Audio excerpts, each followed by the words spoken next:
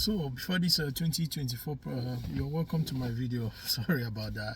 So before this 2024 presidential election, I have heard tales about, hey, Trump is a threat to democracy. Trump is a racist. Come on now, okay? So I'm gonna give you instances of all these things.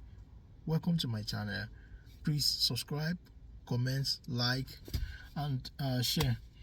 So they tried to remove him from ballot first. Yet he is the one that's straight to democracy. They tried to disqualify him from by the courts, going from different courts to disqualify him, going to different states to remove him from ballot. But this man, even though why they were taking him to the courts to remove him, to disqualify him, he was winning the primaries. He hardly attends. He never attended his party primaries debate. Yet he won landslide. This is an enigma. This is what should I call him? This is like a Jagaban. This is unprecedented. This is a novelty. You know, it's come on. There's nothing to qualify it. You know, it's priceless. So they say he's a threat to democracy, he's a racist. Okay, but those that say he's a racist are the ones trying to gather sources for black votes because hey, they're black. I've heard without being trying to call names, but I saw someone that said she was Indian before, saying hey, now she's a black. And the former president that was black went to black community trying to use his race to garner momentum for his candidate. How do you all call these things? You know. So I don't have much to say, but I just have few points to support my argument that Trump was not a racist. You know. This was a man that everybody likes. He's into entertainment. He's into movies. He has supported a black human rights activist who ran for election in 1984 and 1988 presidential election by name Reverend Jesse Jackson. You know, supported him finance and his hotel, his Mar-a-Lago hotel. You know, so he identified with him even when the man ran with. Or ran against blacks, against whites in democratic primaries, you know, in the 80s, you know, before he himself anticipated of running for himself, you know. So several things indices have happened. So someone that was straight to democracy, I don't know who tried to kill him. I don't know, but like some people or someone or some people tried to kill him. Yes, he is the one that's straight to democracy. You know, on several occasions he died, and he was still saying, "Fight, fight, fight." That's an epitome of patriotism. Even I don't know, but most people, if they are in that position, will not go for an elective post. They don't. What are they going to do with the money? But people are supporting him because when he was president 2016 to 2020. Things were a lot better, you know. Things were a lot better, you know. The economy was better. Everything was cool. Fuel was cheap. Food was cheap. So many things. Rent was cheap, you know. I have some facts, some videos. Watch this video with me, and comment afterwards. Like I said, subscribe to my channel and like, comment, and share the videos. Thank you. I'll be right back to enlighten you more and buttress the point I've aforementioned. Thank you. Racism is this? I now want to bring forth a friend who has, he is deceptive in that his social style is of such. One can miss his seriousness, and his commitment for their success is beyond argument. When we opened this Wall Street project and we talked about it, He gave us space at 40 Wall Street, which was to make a statement about our having a presence there. And beyond that, in terms of reaching out and being inclusive, he's done that too.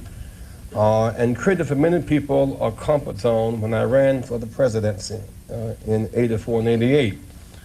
And many others thought it was either laughable or something to avoid. He came to our business meeting here in New York because he has this sense of the curious and a will to risk to make things better. And so aside from all of his style and his pizzazz, he's a serious person who is an effective builder of building with a builder of people. Last year, he was a part of our workshop, of our panel workshop on what are the challenges and opportunities. And so this, a year later, Donald Trump, for a few minutes, challenges and opportunities to embrace the underserved communities. Donald Trump.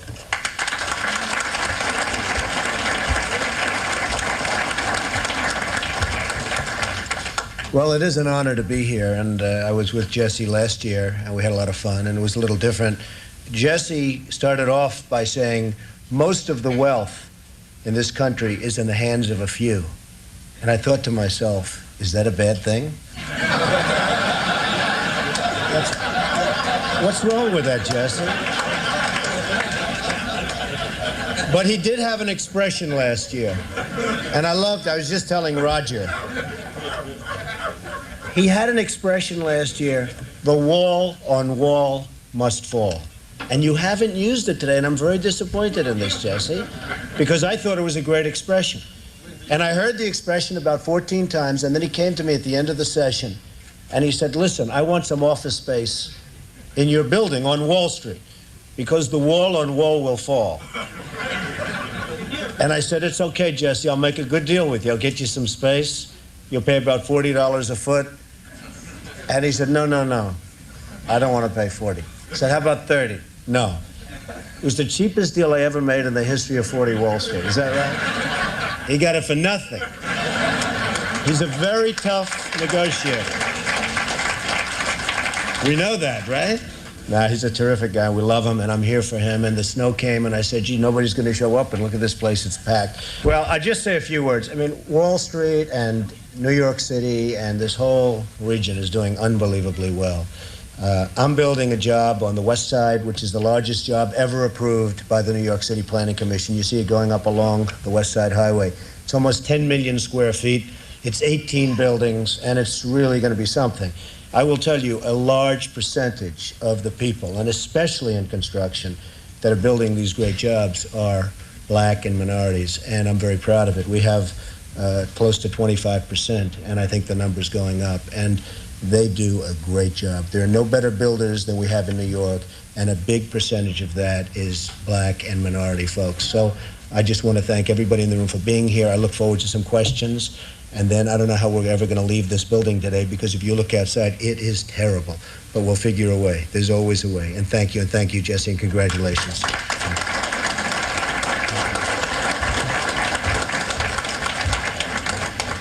And with all of that wealth, Trump wants a free ticket to the affair tonight. You can't make this up. Now, did you catch? So right there is a black human rights activist by the name of Reverend Jesse Jackson. You know, that was him in the early 90s, extolling the virtues of Donald Trump, you know, that he supported him, you know, during his 1984 and 1988, you know, presidential run. He stood by him against other, you know, people that contested. You know, the man was black. He's a black American, African American, no doubt. You know, it's only the virtues of Donald Trump in the early 90s. But hey, they would like us to believe that. Of course, the man contested against whites then. But what did you see? If you had listened to the videos, you see how Trump supported him. We say, hey, come on, man. Like, who is deceiving who? these things are basic instincts. I don't want to play games with this. Like I've said this during the elections, but now just want to give a general overview on these things. It's a basic instinct. Everybody can see for yourself. So there's no two ways about it. So this man later became a senator. He later became a senator in the early 90s. So if you doubt what I'm saying, you can reach out to him or browse him, check him on Google. So these things are facts. For everybody to know that this man is not a racist. Okay. So moving forward, I still have something I want you to see. Very, very interesting, very, very entertaining. Okay, I'll be right back. Like I said, please try subscribe, comment, like, and share my videos. Thank you. I appreciate it.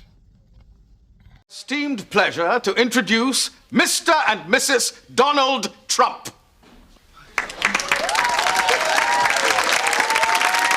It's the Donald! Oh my God! Mr. and Mrs. Trump, it's an honor to meet you. Ron said his client had a rich uncle, but Donald Trump. I like keeping a low profile. Hi, Hillary Banks. Hey, Hillary. You look much richer in person. Hey, Mr. Trump. Hey, how you doing? Will Smith. Hey, listen, you are getting a great house here. And this is quite a deal you're getting for it, too. Look, I'll tell you what. Doing another 50 grand, I cut the grass for you every Saturday. Look, folks, before we go too far, I've got something to tell you. Excuse me, but I've got something to tell you first. Thank you for ruining my life. Ashley! What did you do? Everybody's always blaming me for everything. Come on, let's sit down, sign some papers. Mr. Banks, there's been a little mistake. Mr. Trump's nephew grew up at 508 St. Cloud Road. And all this time, I thought our address was 805 St. Cloud Road.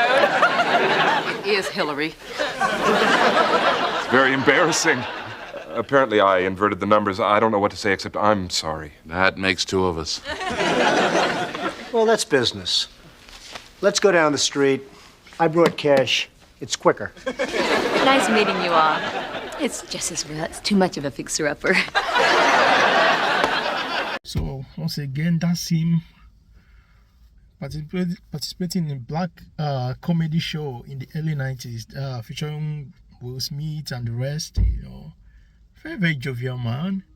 Very, very friendly. Even though he has money, he had money then, but he was still there to entertain people. This man is one of the richest men on earth. Like, so rich. Like, this man has so much more. Someone that had to put his life on two different different occasions or three, but still, and he was still saying fight. This man is so patriotic to his country, More importantly, the society, the US was better then than it's now. Okay, things we are a lot better. I'm telling you the truth and nothing but the truth. Gas were down, gas prices, fuel, as you may call it, fuel prices were down, groceries were down, rent was cheap, everything is, money had value. Your US dollar and pounds were almost the same, in the same range. I think 100 naira different, but now it's more than 600 naira difference. Pounds has over 600 naira difference compared to a naira. So don't be deceived, man. Enough of this BS. Like, it doesn't make sense. Like, seriously, I'm telling you the truth and nothing but the truth. So that's it. Okay. After you've seen this, guys, the final one I'm gonna show you. Please stay tuned. Like I said, stay tuned. On a lighter note, I'm gonna show you this. This is the final, but you're gonna enjoy it. Believe me, trust me on this, okay? Okay, cool.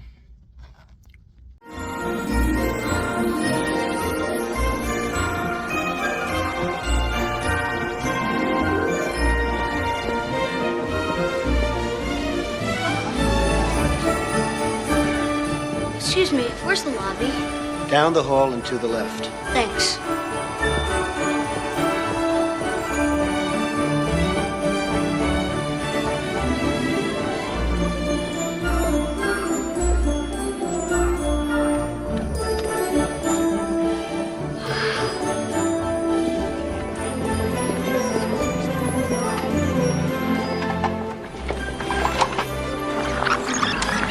Guests of the new celebrity Ding Dang Dong stay at the world-renowned Plaza Hotel, New York's most exciting hotel experience. For reservations, call toll-free 1-800-759-3000. I'll do just that. Howdy do. This is Peter McAllister, the father. I'd like a hotel room, please, with an extra large bed, a TV, and one of those little refrigerators you have to open with a key. Credit card? You got it. Plaza Hotel Reservations, may I help you? Howdy do. This is Peter McAllister, the father. Yes, sir. I'd like a hotel room, please, Yes. with an extra large bed, a TV, and one of those little refrigerators you have to open with a key. Yes, sir. You'll need a major credit card upon check-in. Credit card? You got it. Thank you. Enjoy your stay. Yes, 2 at 8, Henri. Mr. Yamamoto. Hold on a second. I'll call you back, Henri. Hi.